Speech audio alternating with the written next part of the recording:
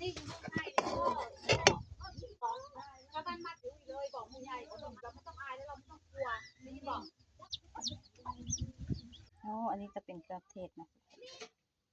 เฮ็ดจะสร้างมันเนาะเฮ็ดอะไรก็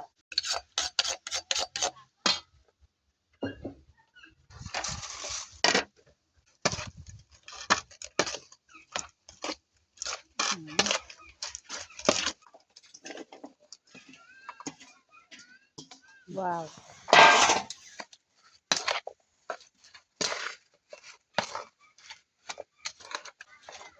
คนเลยจ้าเขาลีนตับเป็นเสียนมาสียาวนะ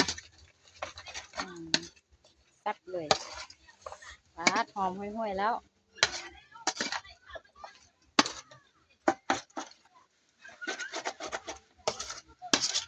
มันมืดไป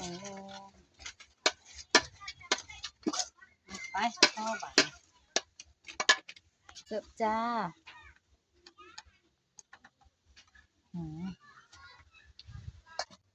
ลอยซิมก่อน